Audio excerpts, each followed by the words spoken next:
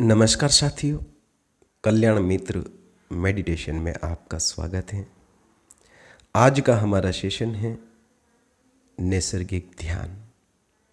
मित्रों, आज मैं आपको जो बताने जा रहा हूँ, जो मैंने जाना है, जो मैंने पाया है, आज मैं आपको वही बताऊंगा कि आखिर नैसर्गिक ध्यान क्या है और इसे कैसे करें। मित्रों, ये नैसर्गिक ध्यान मेरा अपना ध्यान है। ये आज की सदी का ध्यान है। ये किसी गुरु से लिया गया ध्यान नहीं है और नहीं कोई पारंपरिक तौर से किया गया ध्यान है और न ही किसी शास्त्र से लिया गया है।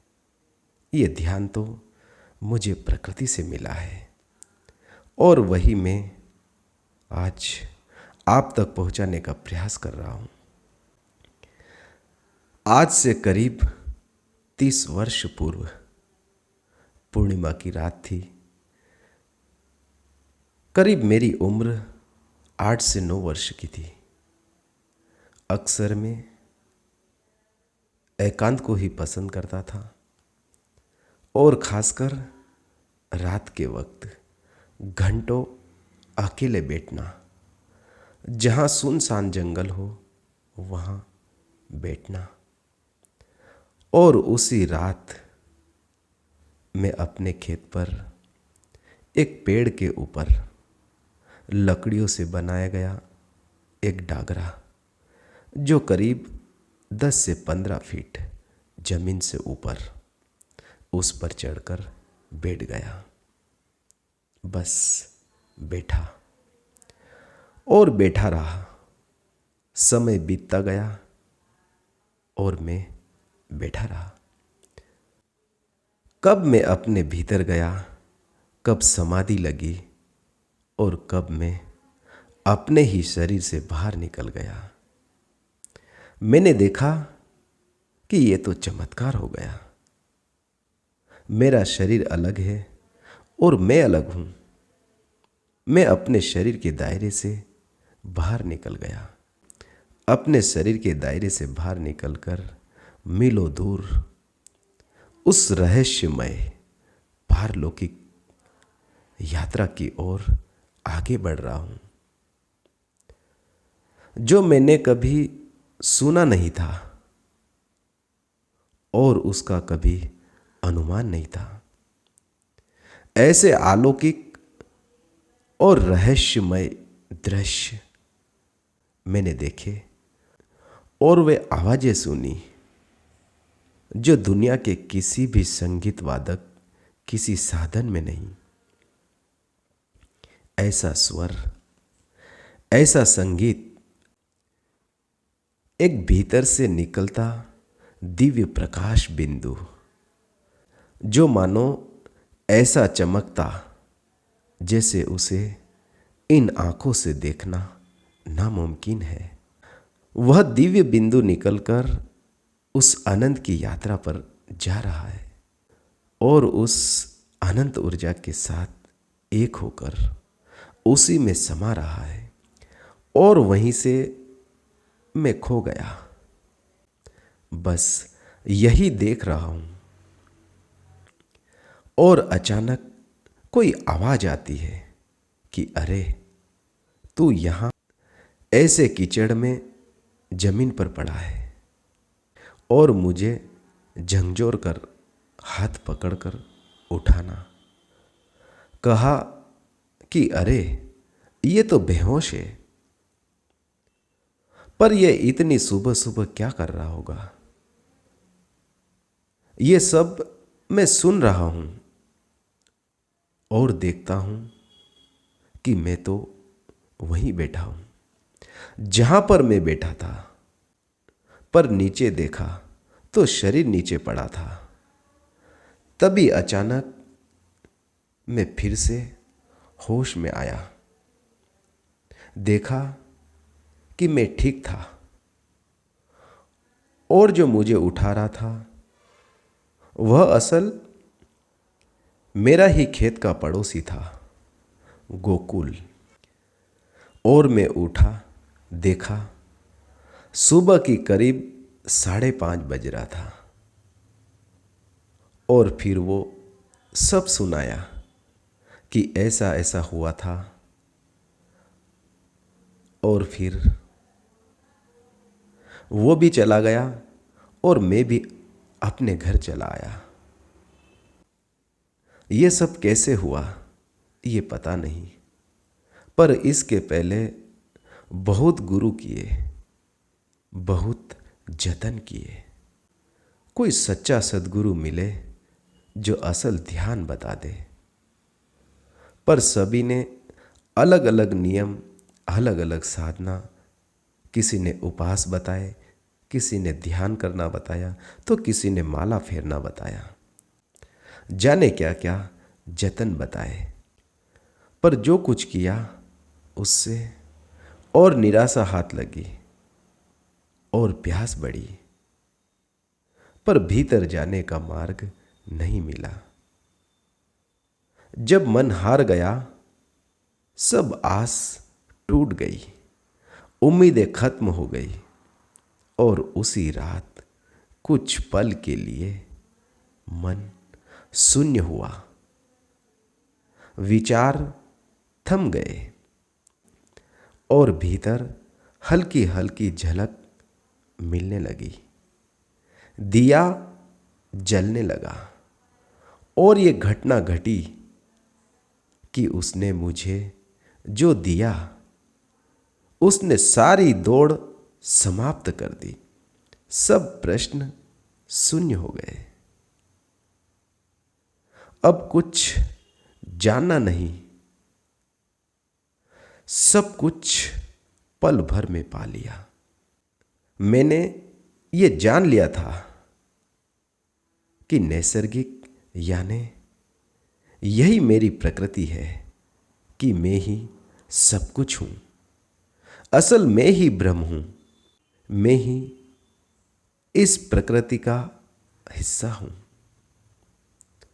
और जो प्रकृति में है वही मुझ में है, और जो मुझ में है वही प्रकृति में है।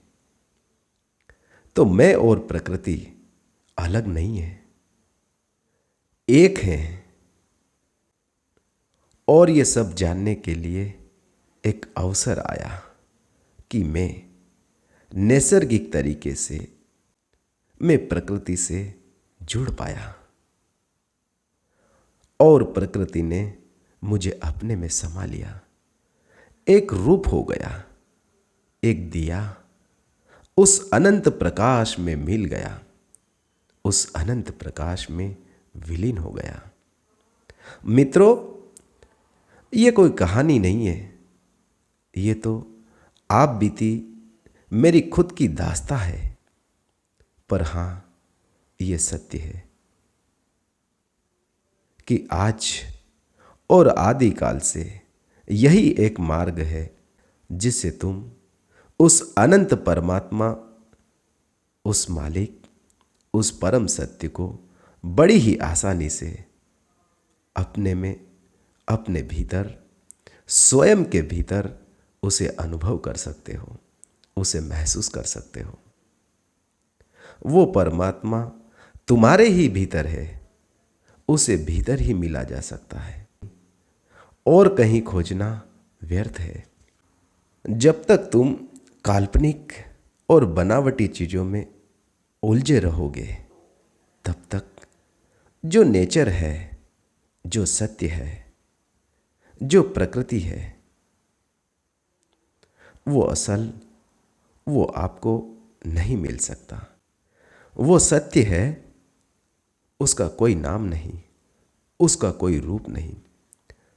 तो उसे कोई भी नाम देना गलत है। उसका कोई भी रूप नहीं, उसका कोई रूप बनाना भी गलत है। उसकी मूर्ति बनाना भी गलत है।